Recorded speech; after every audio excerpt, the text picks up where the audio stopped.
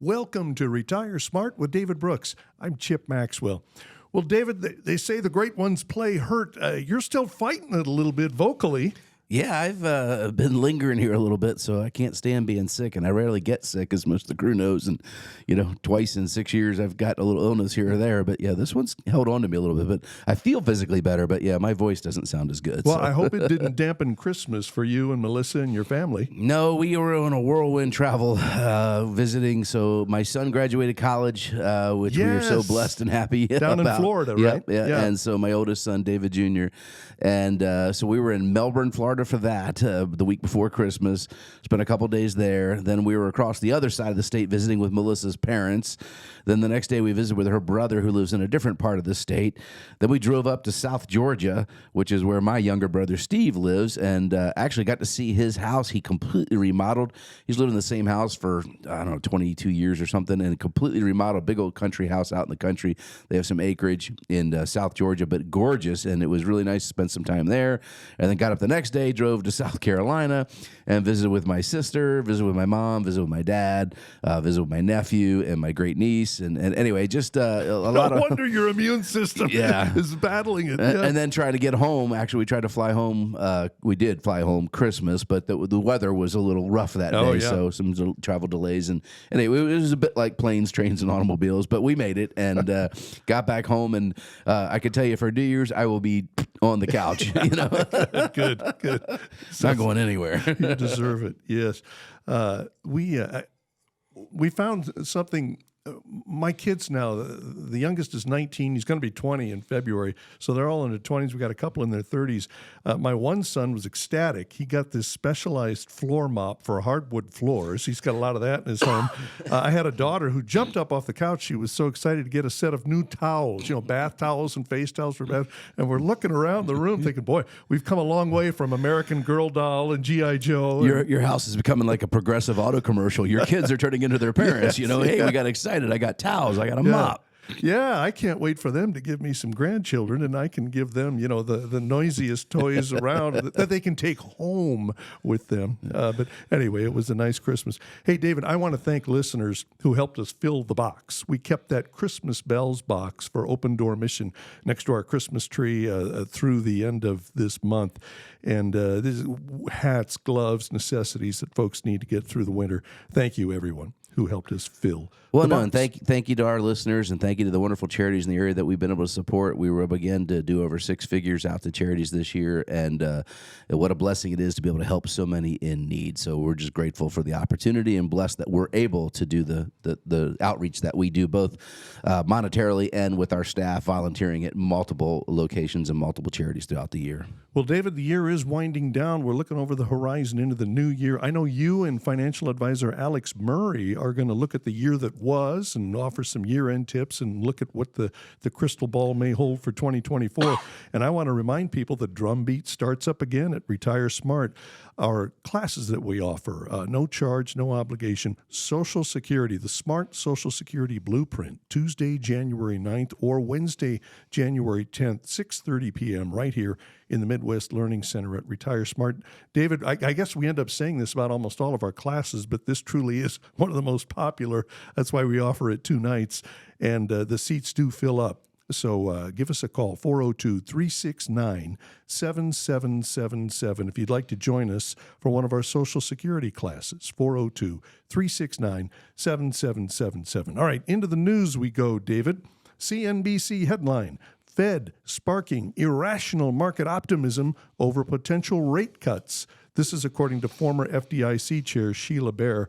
How do you see it, David? Well, yeah, we talked about this, and I agree with her wholeheartedly. She is saying that Jerome Powell is being completely irresponsible in the dovish speak that he gave to the markets here just before Christmas, in that, we're going to cut rates, and the market interpreted 5 to 6 rate cuts coming next year. He telegraphed 3, but he shouldn't have telegraphed any, because if the Fed, and people understand, the Fed has 2 mandates, Chip. They have a mandate of keeping inflation at their target, which is currently 2%. Now, they could change that, but they say they're not going to. And so you have to believe them because they've never really changed that since they've instituted this mandate. So they want to get us 2% inflation. We're not there. We're at about 4%. We are down significantly from the highs, but we're still paying more for goods and services. Things are not less than they were last year. Let's make that clear. So they're nowhere near the target. They're still 100% over where they need to be with the inflation target. So why would you cut rates? Because you're going to reaccelerate inflation. And just by talking dovish, which they did, in other words, dovish means they're talking like loosey-goosey, we're going to make money easy again, we're going to cut rates, etc. They are forecasting an easy monetary policy, and that tells everybody, woohoo, we can borrow money, we can lever. And so that's why the markets have extended this rally, which has been one of the longest rallies we've seen in a long time, so 9 weeks. Just the hint, the market is just reacting to the hint of possible future rate cuts. And the reality is going to set in because inflation is not under control yet. And if we're not careful, by the market going up, this creates inflation, literally creates inflation. And so we've seen oil, Chip, since the Houthi attacks have started happening in the Red Sea. I'll get another story in here in a minute on that. But since we've seen that, we've seen oil go from about $68 and change a barrel up to over $75 a barrel. That's a 10% move, basically, in the price of oil, which has a lag effect. 30 days later, you'll see it at the pump. And so you're going to see inflation creeping back in. And for them to declare complete victory is crazy. They don't need to raise rates anymore, but they need to stop this nonsense that they're going to cut them, because the other mandate, Chip, they have is full employment. Full employment is defined when the unemployment rate is below 4%. We consider that full employment. Well, we have 3.7% unemployment currently. So if that's the case, why would you cut rates? You're not at your inflation goal, and unemployment is not a problem yet. Now, if unemployment gets to 4.5% and they're at, say, 2.5%, maybe they could logically say we're going to cut 1/4 point and try to land the plane softly, so to speak. I just don't believe it's going to happen because of this extended rally. Now we are overbought on most indices by technical patterns, and the fundamentals, which Alex and I might talk about, are not as broad as people would like. It's a handful of stocks that are carrying the load this year. Well, that leads to our next headline from investors.com. Investors Business Daily actually was the source of it. Just 12 companies will churn out 25% of the U.S. profit this year.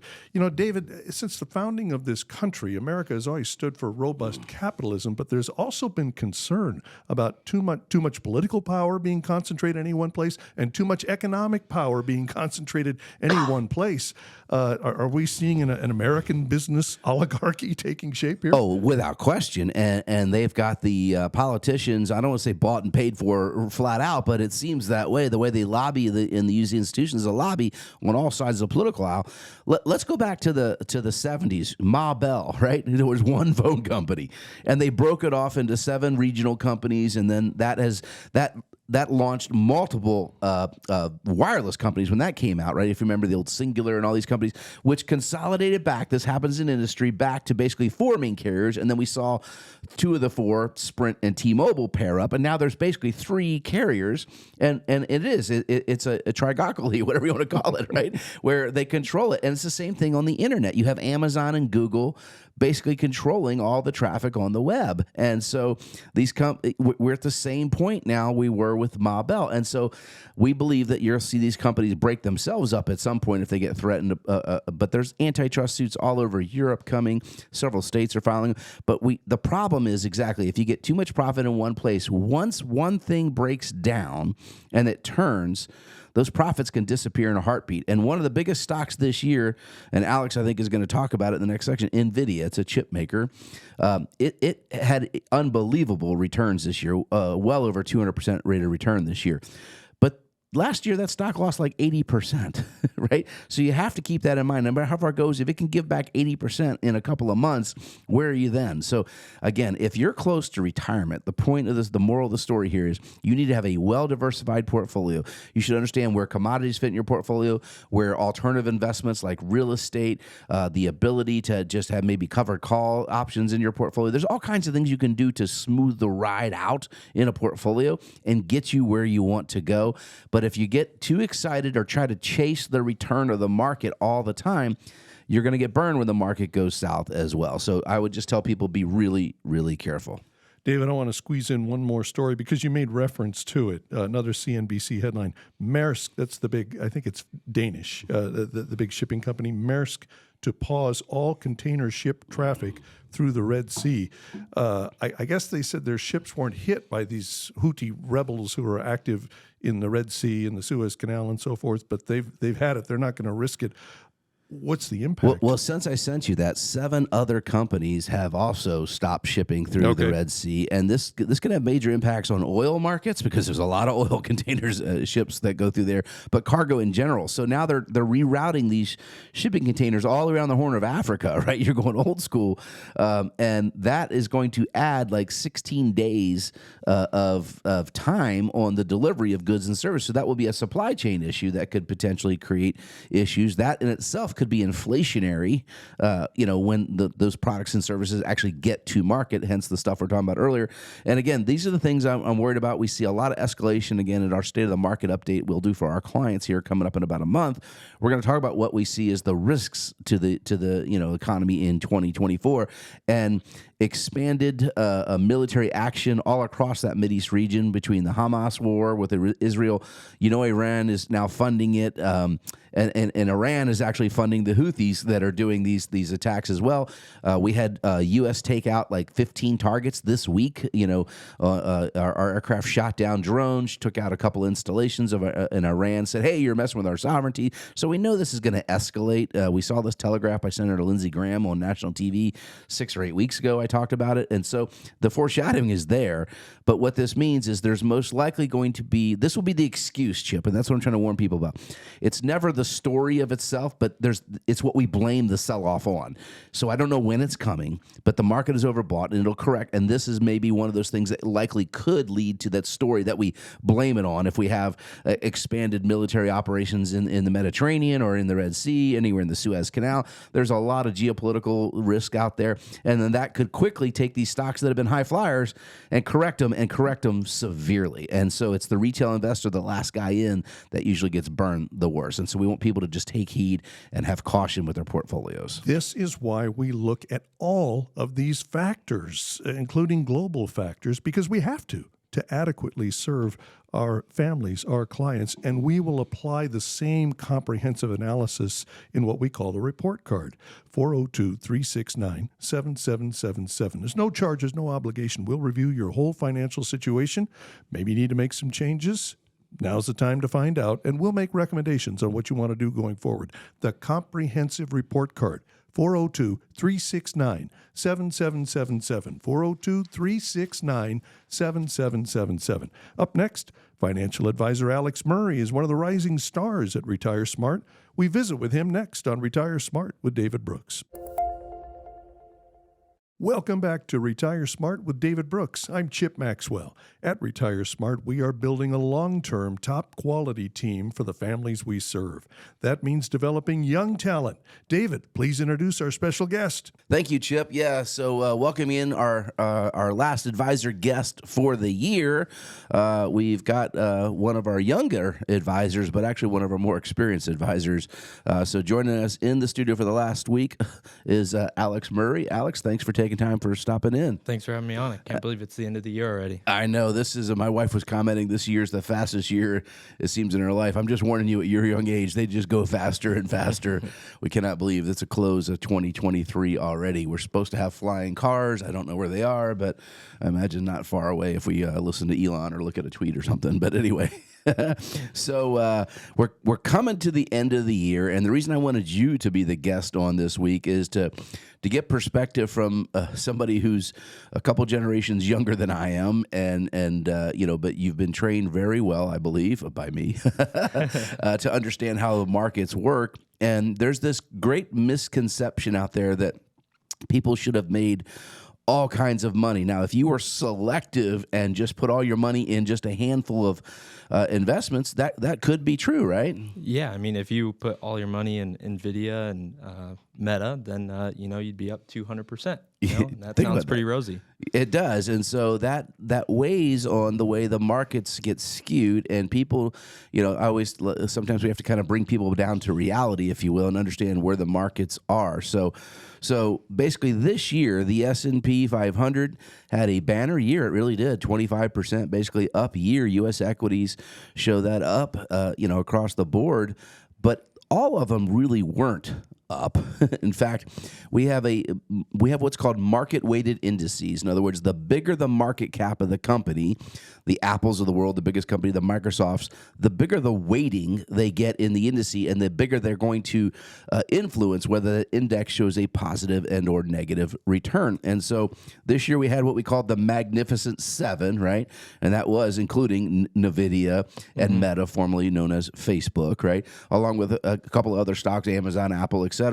These stocks, high flyers, if you will, led the path. I mean, they're up over 70 or 80% for the Magnificent Seven year to date. But if you took them out, the S&P 493 wasn't even up 10%. It was a single-digit year, right?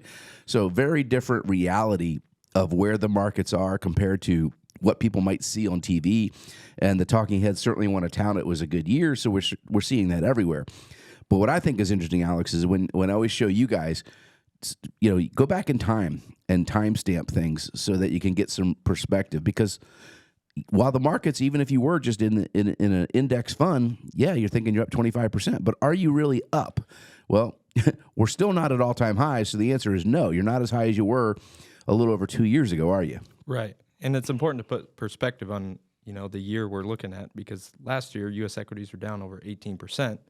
So, I mean, you've made $1,000 in a year based on this year's performance, even though we were up over 25%. Or about 1%. If you're assuming if somebody invested like $100,000 last year, they lost almost 18.5%. This year they gained back about 25, and basically they'd be about $101,000, right? Right. So a 1% return over the last 2 calendar years, that gives you a little bit more reality. Now the reality too is if you're young like you are, you might want to be heavily in stocks, 95% even or so. If you're 30 or 40 years away from retirement, but most of the clients we're dealing with, and you see it every day, these are folks that have worked their entire life to save up a nest egg, and they don't want to lose it, right? They want to protect it. They certainly want to grow it. We want to keep up with buying power. We want to fight inflation. I always talk about our goal in reality is to give you what we call a real rate of return, beat taxation and inflation consistently. Can we do it every year? Absolutely not. Anybody promises any different, well, they're flat out lying to you. But let's put some reality on there. So you're going to diversify your assets. Everybody's heard you should never put all your eggs in one basket, right?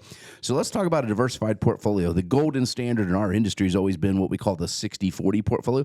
How is that done over the same time periods, this year versus last year and maybe combined? Yep.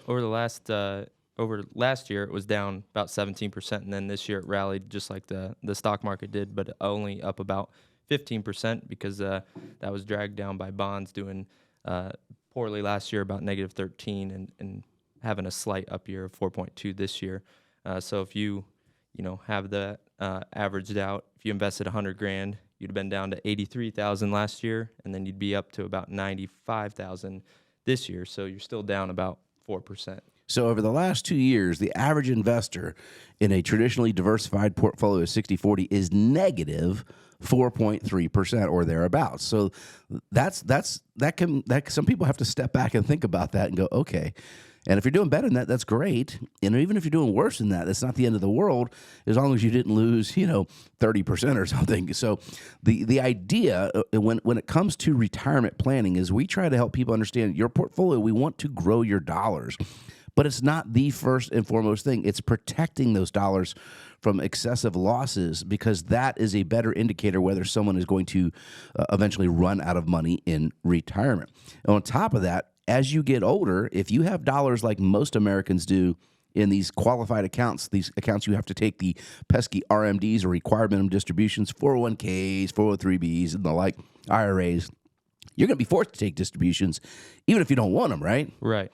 And if you have to do that when the equity market's down 20%, they don't recalculate just because you're down, right? You still have to take that full distribution the IRS wants, right? That changes the distribution math pretty dramatically on if you have to take it when it's a down year. Absolutely. Now, we follow a lot of different research. We pay for some. We just get it for free off of other websites. The one thing that the information age is it helps us go out. We can find research just about anywhere. And so one of the companies that we follow a lot, and I've talked about them a lot, is First First Trust. They're based out of Wheaton, Illinois. They have been the most accurate, according to Wall Street, other analysts, they have been the most accurate predictor of what goes on in the economy for some time now, right? Yeah, Consensus Economics actually it's a group of 200 economists basically said in 2022 they were the most accurate. Now that was a little bit of a different story in 2023. Yeah, no, so their lead economist Brian Westbury, and one of his, and by the way, for our clients and for our listeners, by the way, we're going to have one of the First Trust economists speaking at our big speaking event in September later this year, Strada Elas, who's phenomenal, and he's basically works right under Brian Westbury, who is I've talked about my favorite economist. So Brian leads the team of economists at First Trust that have gotten lots of kudos over the years. Now, exactly, they missed the boat this year, as I did, frankly. I thought we would have a recession declared by the fourth quarter of this year. That did not occur, right? But Brian Westbury kind of talks about, I believe you brought an article or something, he wrote a recent blog talking about why he still thinks, don't celebrate this soft landing too fast. We're probably going to have a recession at some point in 2024, right? Yeah, the title of the article is Mild Recession, the S&P 4,500. So their target for this year was about 3,900. So they missed it a little bit this year, but they kind of expect a mild recession and the S&P to go down about 200 points from where it's at now. So that would be a negative loss through all of next year. Now, he does, I did read the blog post that you brought. He does talk about, look, don't go out and sell all your stocks just because the market may go negative. This is part of investing long. And again, he'll even admit, we're never correct, but they base a valuation on the market, and it's been really accurate for the last 16 years. And they call it a capital markets model, basically where they use the 10-year Treasury as a benchmark against large cap equities. In other words, if the 10-year Treasury was yielding only, say, 1.5% as it was a while back, then stocks were undervalued for a long time, and he thought you could get to 5,100. This is a couple of years back, and we almost got there 2 years ago. We still haven't got back to the all-time highs of 4,800 and change. But he realizes today with the 10-year Treasury at around 4%, very different story and very different math. And so fair valuation, they believe, is around 3,900 on the S&P. And we talked about this a year ago at our Start of the Market update. The fair value we thought last year was 3,700 at the start of the year. And that's why he thought it could get to 3,900. And we concurred with that, a mild growth. But we actually had a banner growth, but it was all heavily weighted by these magnificent sevens. So I think the moral of the story here, Alex, is listen, can't put all your eggs in one basket. You can't go chasing those crazy returns. The other reality is when the market has a 20+% return over 38% of the time, the next year it will have a negative return. Yep. And that may be the reality. We don't know. One of the things we'll talk about at our State of the Market updates, though, is in election years, which we're going to have in 2024, the market usually does go up. Now, it goes up. What's interesting is if a Republican candidate ends up winning, it goes up about 13%. And if a Democratic candidate wins, it goes up about 7.9%. So, but either way, it's a positive return. Based on the outcome of the election. Obviously, you can't know that till after the election. These are just interesting stats, and these are things that we like to cover. So Alex, you've been on board here for almost 3 years. You're a young guy, but you're a smart guy. You actually came on board a couple years ago as your parents became clients, and I still remember the first day you walked in, and we joke I took about over your desk. Yeah, that's right. You literally had to give up my desk and work off a box until we were able to get to the new office. But tell me, in your brief wisdom, what do you think? What would be the year-end thing you would tell people to be thinking about as they head into 2024? I think heading into 2024, we all need to be a little conscious about our budgets and kind of where we're spending our money. I think we saw how important that was as the holiday season came this year. And with where things have been and where they're going, just be conscious of what we're spending our money on in this subscription world we live in. Yeah, absolutely. And so make sure you are looking at those things like subscriptions. It's so easy to sign up for things, and all of a sudden you realize, I know I've got streaming accounts I started cutting out. I was never watching things like that. Just be conscious of where your money goes. Great advice, Alex. Thank you for stopping by. Hope you have a blessed and happy New Year, you and Morgan. And to all our listeners out there, we'll have Alex on sometime in the first quarter. Thanks for stopping in, Alex. Thanks for having me. All right, Chip. Well, what do we got next? Up next, you have questions, David Brooks has answers. Q&A is next on Retire Smart with David Brooks. Welcome back to Retire Smart with David Brooks. I'm Chip Maxwell. Into the Q&A we go. David, the first question is about consumer spending. I saw an article about something called doom spending. I didn't know that was a thing. I guess it's good for the economy that consumers spend, but it probably doesn't bode well for the future. What do you think? David, doom spending, what is it?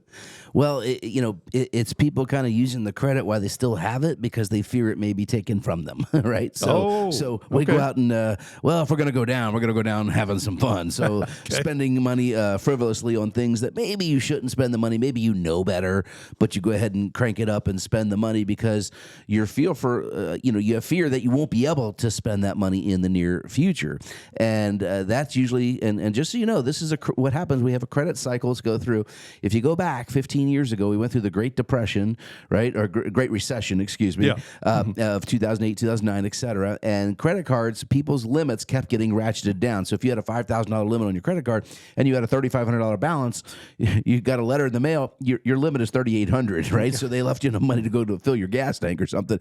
But if you didn't start spending it down, they kept taking your limits down and trying to take their risk off the table, the credit card companies.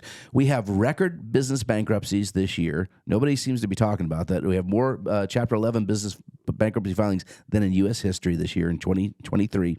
We have record credit card debt, and for the first time in history, there are more people rolling their balance on credit cards than paying them off every month. Again, the majority of people are responsible with them, but there's millions and millions of people that have unbelievably high debts on their credit cards, and we have record interest rates on those credit cards. That doesn't bode well. At some point, that's going to come home to roost, and that's going to be a problem. So the doom spending here is people realize that, well, I mean, I have this available next year. Let me go ahead and spend it, enjoy it. Eat, drink, and be merry, for tomorrow we may die. And we saw that in travel this year, vacations. And so they started surveying people. Well, don't you think you should save for a rainy day? And the scary part is younger folks, Gen Zers, over half of them cited in this story, I think it was 53% said, no, I'm going to live for today. I'm not worrying about retirement. That's not my problem. The government will take care of me. That's the attitude. Oh, goodness. And so we're going to have to go through something, right? And the greatest generation, we have a handful of them still with us, but unfortunately, most of those that are 85 or older in the greatest generation, they fought World War II for us, right? They understood. And so they came back and they would not spend their money. They were, penny wise, right? They were smart. They were just really good savers. Then the baby boomers started out that way and then started to realize it was okay to spend money. They started making more money. We had an economic, economy like we'd never seen through the 80s and 90s when most of the boomers were in their working careers. So they rightly spent some money. Then you got Gen Xers come behind them, kind of watched their parents overspend, became better savers. But our millennials and our Gen Zers are not necessarily savers. And so we have a real problem. We have a crisis in America for retirement planning long term. And this attitude that you could just tax the rich to pay for it is nonsense. And again, I say this every year, but you can confiscate the wealth of every billionaire in the country, and there's about 900 of them. Take it all. Take all their wealth. Warren Buffett, every penny. You can only run our government for 90 days. Think about that. Then what are you going to do? Right. Well, so we're back to this same attitude. Well, just the sugar high right now, but then what are you going to do next month, next year? My son reminded me actually this weekend, because I say it all the time. I'm like, listen, good times produce soft men produce weak times produce hard men, and the cycle has to repeat, right? And so we are going to have to go through weak times to produce hard men again. Unfortunately, we don't have that. I'm just telling you what it is. Just don't make it any harder on yourself than you have to. I mean, we strike a balance here. We do want people to be careful. We plan, right? That we plan like crazy here, but we also want people to spend money and enjoy their retirement. And it's possible to do both if you have a proper plan. All right, let's move on to the next question, David. It's about investments. MarketWatch ran a story about investors making a, quote, dash for trash, unquote, going after high-risk targets. Is that something you do at Retire Smart? I think I know the answer, but I'll let you have the field. Yeah, no, that's not what we're going to do. Yeah. Our clients, this sounds like another version of doom spending, sort of. No. Desperation moves, so or what? What we're seeing is people that maybe have missed some of the ride. Don't panic when you miss a big up year. Okay. All right. The idea is for consistent long-term returns. Okay. That's how investing should work, and you should have a proper understanding of a risk at every age and how much drawdown you're willing to experience. But what the article talks about is we're seeing a ton of speculation capital fly into unprofitable tech companies, these are startup companies, or these, and so I just let's go back to COVID and think about all the subscription models. In fact, Alex just talked about you watch your subscriptions, right? There's things like, and again, I have no money invested in any of these companies, but there's like feelings one way or the other. But you could do obviously just streaming, Hulu, Netflix, Disney Plus, these ESPN, whatever. You can pay for these. You can get Stitch, I think, is a company that sends you clothes every month. Butcher Box will send you meat, right? And you sign up for these things, and they look great during COVID because these were startups, and everybody was locked in, so they were buying all these things left and right. They had cash in their pocket, but these companies are just disappearing left and right. Another startup that kind of was the Beyond Meat company, the Impossible Burger. It was woohoo, it was crazy, and the thing just crashed and burned. Oh wait.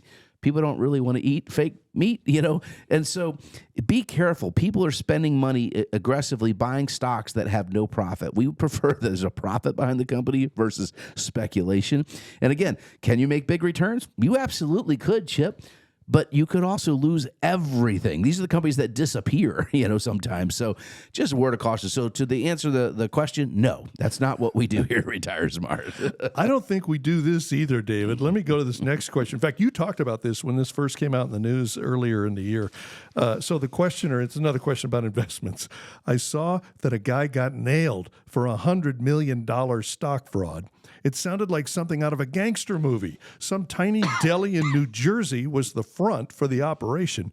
Needless to say, the deli was not generating $100 million for investment capital. I still don't understand how the scam worked. Can you explain it? And will you be adding this to your many strategies at Retire Smart? I think that's a little tongue-in-cheek there. But yeah, you're definitely not. And so we talked happened? about this. The story first came on over a year ago. We talked about it on the air. And basically what happened is a guy who's already got some a couple dings on his licensing, if you will, in the industry, kind of went and basically they went to a gym teacher friend of his and a principal, I think it was, two friends. There was three of them involved, basically, and they bought this little deli, not even profitable, by the way, deli, right? Opened a little sandwich shop that didn't even make money, but they put it under a shell corporation and then basically got it listed somehow publicly and inflated what's called a pump and dump, got the stock value up to over $100 million. And the only asset they had was a deli that had probably, 40, 50 grand worth of assets actually in the building. And it didn't even make a profit. So there was no, what we call EBITDA, no profit margin, et cetera. And basically, so the guy, anyway, the shell cracked over a year and a half ago or so. And then we talked about this story, but basically, this thing started way back in 2014, and they were able to run this scam for a while. And the idea was they were going to try and use what's called a reverse merger to put their capital or fake capital into a much bigger company or buy a company that was profitable smaller and use their stock to buy it and then use the company they bought to then put cash actually in their pocket. So it was a complete scam, start to finish. One of the guys tried to escape. He's from Hong Kong or whatever, and he was arrested in Thailand. Now he sits in a jail, I believe, in New Jersey. Another guy from North Carolina. This is wild. If it sounds too good to be true, it's probably too good to be true, right? But again, the people always come up with creative ways to scam people. And now we're around the holidays, so I think it's important just to take a moment, Chip, and tell people, listen, just slow down. Take a breath. I was actually presented by a relative a business opportunity on that trip I just went on, and I just had to sit back and bite my tongue and think, no, that's not a good idea. And it was so many things obvious popping out, but people get excited. And so I guess my word of caution here as we get to the year end is just take your time, pump the brakes. Think about the things you have to make these decisions because you work your entire life to save up this capital, and you need to protect it, and you need how to minimize the tax you pay on it so you can get the benefits of your own hard work. Well, if you change your mind, David, I do have a kid who works at Jersey Mike's here locally, so we do have a possible New Jersey sandwich deli front shop. But number 13 is a good sandwich made Mike's way. That's his favorite, yes. All right. Hey, listen, if you have some questions about legitimate investment options for your retirement, David, how many discovery calls do we have this week? Just 4 to start the new year off here because we are, again, so busy finishing out this year-end stuff. This is your chance. Again, no charge, no obligation. You can schedule a 15-minute phone conference with one of our licensed financial advisors to dip your toe in the water and ask a few questions about your retirement. 402-369-7777 for a discovery call. 402-369-7777. Up next, Nebraska was on the good, positive, right side of a news story on taxes. We'll tell you about it next on Retire Smart with David Brooks. Welcome back to Retire Smart with David Brooks. I'm Chip Maxwell. Well, David, usually when it's Nebraska and taxes in the news, there's usually something we're grumbling about. But here's the headline from 401k Specialist Magazine. 9 states still taxing Social Security benefits in 2024. The good news is Nebraska is not one of them anymore. That is correct. That is a big kudos. Finally, in the past couple of years, we've gotten rid of taxation on military pensions. Now we're starting in 2024. We will no longer tax Social Security. That is huge. Now what we need to do is take the next step and join our surrounding neighbors and not take tax on the state level any retirement distributions from pensions, IRAs, 401ks, and the like. Iowa set that in motion a year ago, and they've reaped the rewards to that. Unfortunately, we've had people migrate across the river simply for that reason. And I think it's important, one, to point out why this is so important. Our legislature is constantly talking about how do we keep people here, right? The brain drain, this nonsense that kids don't go here. If there's good jobs, they stay here. And to act like taxation, because I see some people who have a different political take on things than I do on Twitter saying, it's nonsense, our tax rates don't drive anybody away. Yes, they do, because we see it here with retirees. We do the planning if they should move across the river or not, or to the north, et cetera. Every one of our surrounding states gives you a better tax plan than living here in the state of Nebraska. Now, we do have better alternatives for healthcare and things like that. You got to look at the whole picture. But if we're looking at just taxation, this is a huge win for us because now our Social Security for our seniors will not be taxed at state income tax level. And if you follow the planning that we do here, Chip, we do heavy Roth conversions from the majority of our clients. If we get all your retirement assets into what's called a Roth account, if you're 401k and 403, if we can convert that, and we don't do it in 1 year, by the way, we're not going to blow up your tax bill. We're going to show you how to do that systemically. But if we get it done, and we do for the average client before they're in their early to mid 70s, over 40% of our clients get to a tax-free level.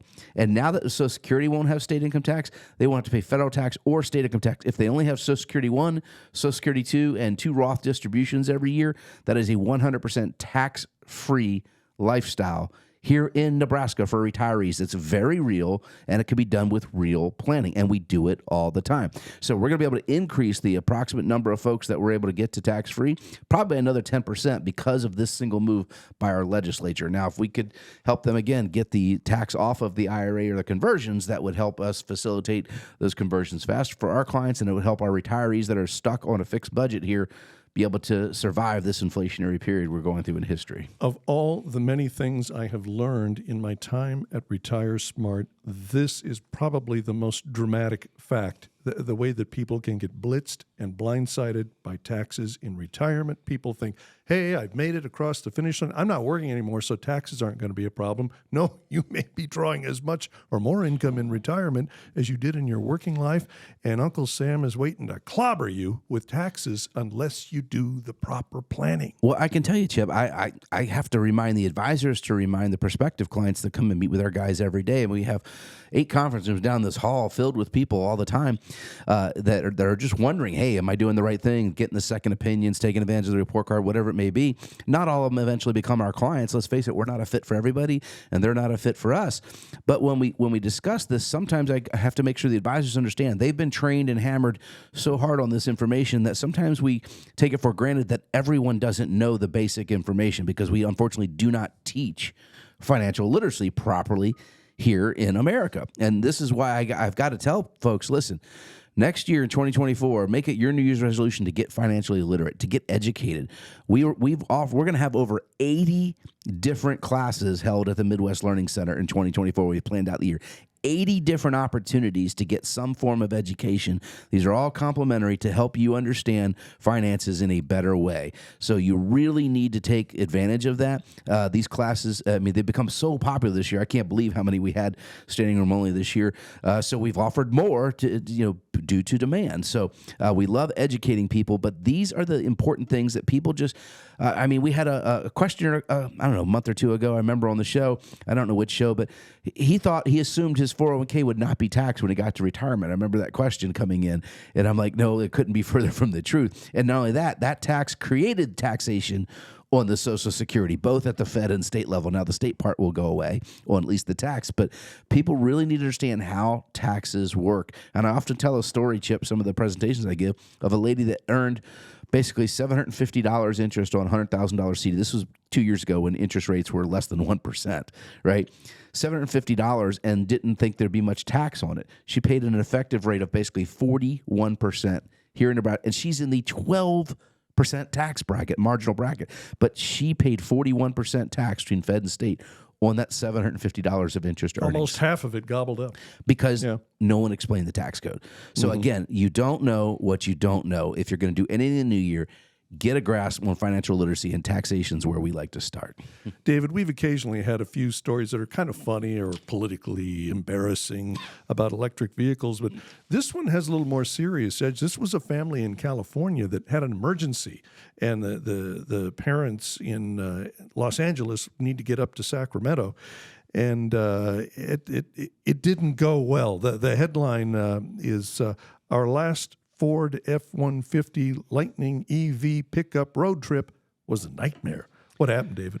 Well, here's the thing. The advertised mileage on these EVs is best case scenario. Perfect conditions, max charge, smooth road, right? So there are a multitude of factors that can take that away. Idling time, more red lights means more time idling, so less mileage. Colder weather can take battery life away. You may not get a full charge on your battery based on the charging station you're at. And if you kind of remember the old cell phone batteries or batteries, if you only charge them halfway each time, then the battery's memory starts to shorten, right? Yeah. So it can't ever get to a full charge. So in the article, they talk about it's supposed to have, I think, 320-mile range on the brand new F-150 Lightning pickup. And one of my neighbors has one of them. I see him drive by. I have the big old gas one. I'm like, yeah, I'll hit my 8 cylinders. You hit your EV. But then the other thing is understanding speed matters on this range. If you go over the speed limit, which I'm going to tell you, I think the majority of people do, at least 5 or 6 miles an hour, that range can be cut by 30% just by going like 5 miles and over the speed limit. This family said we had to keep it at 70. That was the sweet spot to get the maximum range. Yeah. And so they plan their trip, right? And here's the one thing. You can plan out these trips, Chip. Chip, I like that. So we'll use that in the future. But as you plan the trips, they look for charging stations, but an emergency popped up and they had to, we got to go see a family member because a family emergency came. Now they punch in the new destination and they're like, well, there's 2 charging stations supposed between here and there, and we'll have to stop for about 45 minutes each or so, but it didn't work out that way, did it? Well, then you show up at the charging station and there may be 10 towers, but only 3 of them are working, so then you got long lines and oh my gosh, it just got worse and worse. Well, and the problem too is some of the charging stations are different for the different manufacturers. Now that seems to be changing. Everyone's moving to Tesla's model charger. I think that's a win. Just like the iPhone finally caved in and got rid of the lightning cords on their newer products, their iPads and what have you. Everybody's going to the same charger, so all cell phones will use the same type of charger. All cars eventually use it, which will be a little easier, but it's not the case today. You need to be really careful. Bottom line, look, these are not ready for prime time, and a lot of people are finding that out the hard way. If you want to use it as just a secondary vehicle to run around town, have at it. David, I want to squeeze this in quickly from Zero Hedge because you have a definite take on this. Tennessee slaps BlackRock with first-of-its-kind consumer protection lawsuit over ESG sham. That's environmental, social, and governance policy. And you just wanted to point out this ain't the first. There's going to be more to come. No, absolutely. So as these attorney generals file suits, basically they all pay attention and watch what goes down, and more will file because they're going to get settlements. This will end up being almost like a tobacco settlement.